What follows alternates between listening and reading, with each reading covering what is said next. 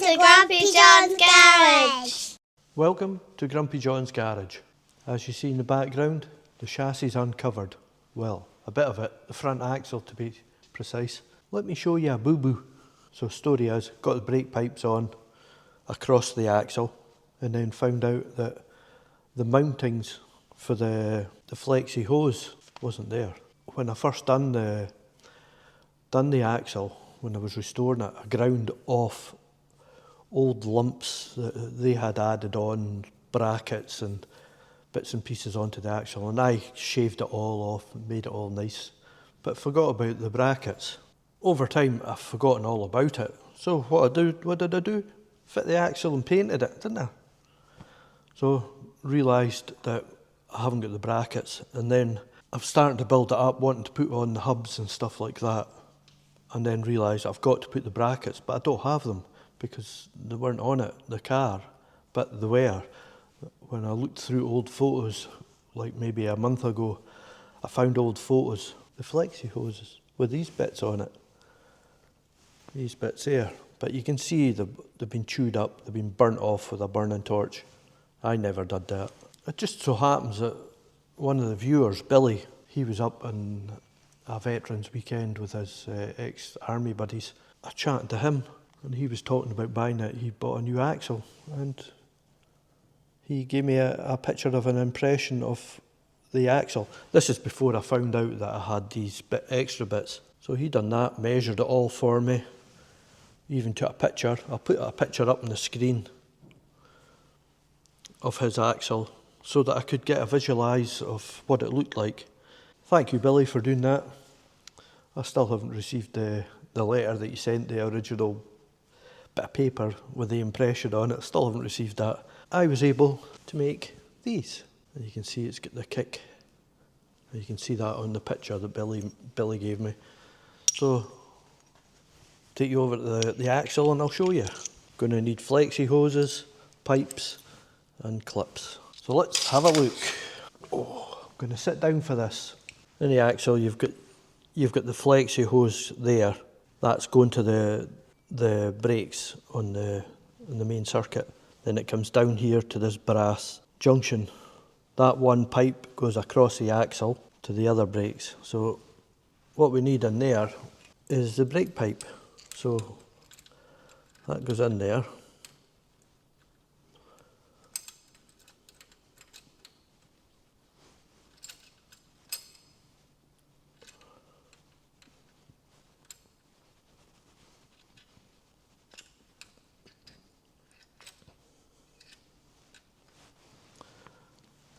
And with that in there, if I put the brake, make sure I get the right one. So if I get my picture and I sit it there like that, I can work out which way it goes. So that one there goes on like that. Let me put the rubber hose on. And there we go. That's it sitting on there. So if I get the original picture and sit it side by side, it's got to come over this way a wee bit, but it's in the right area, it's at the right angle. So I'm happy. I'm going to burn that on there. Hopefully you can see that. There we go, there's better. So you can see, looking at the original picture, it looks like it's in the right place. I think my little V shape at the bottom is not quite as long, but it's fine. What I'm going to do, I'll pull it over, I'll take it back a wee bit. So let me get my welder. Well, I'll have to grind that up first and let's get it welded.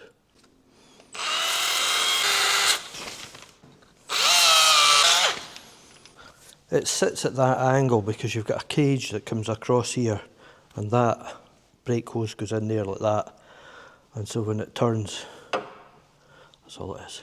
So this is the first time I've used this welder. Had to buy a new adapter for it for 13 amp to go from I think it's a 16 amp sure it was 16 amp. It's a MIG welder and a TIG welder combined. Once it's up and running properly, I will show you. As you can see, that's the TIG welder.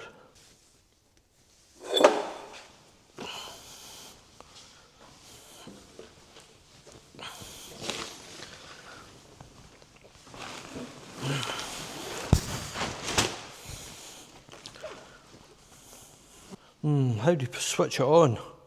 Oh, there.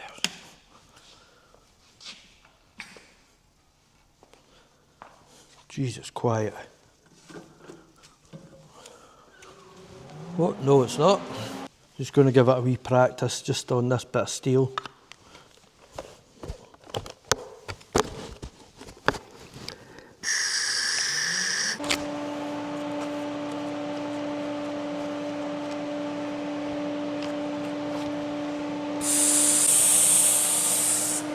No big wire in it.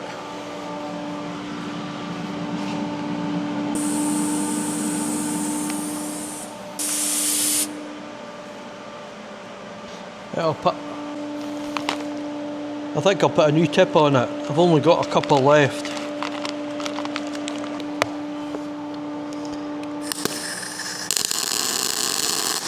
Oh, holy heck! Whew, look at that. That's gonna burn it on. Right, hopefully I can see it. Can you see it? What's wrong with my helmet? That's that tacked on, so I'll take the pipe off. Because I don't want to have to buy another one. It's probably one of the only things I don't have doubles of. That fan is quite noisy, yeah? I know you can't see it, but tough.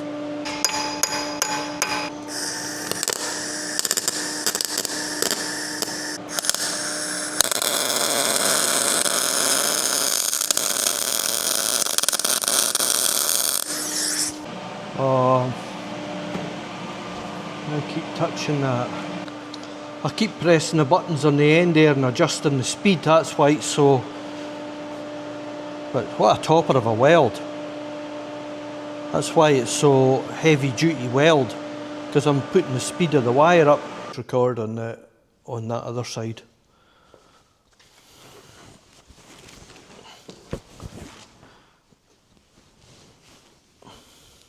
So this blanket here is a fiberglass blanket specifically for welding. It is heavy. This welder here is a power weld 211 DI. It's a 4-in-1, so it does MIG, it does TIG, and you can use a stick welder, and you can use TIG AC and TIG DC, whatever that is. So I've always wanted a TIG welder, proper TIG welder. So I bought this off the boys next door, but I just got to get used to it. It's got 1.0 wire in it. I'm used to 0.8, so I'll probably end up changing the reel and putting 0.8 on it.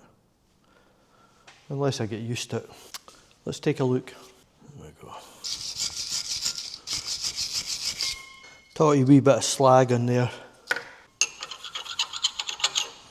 Perfect.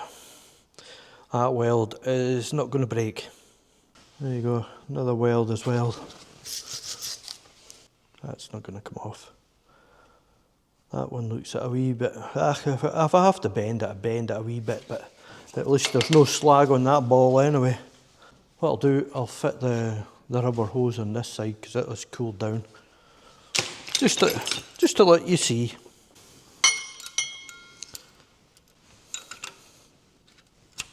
There we go, that's it, fitted. I'll have to take it all back off and give it a paint, but you can see the pipe comes along in there, it sits nice, a nice angle. You can see that the rubber goes into this cage, like that. That cage goes on before these nuts, just to let you see. And then it can turn.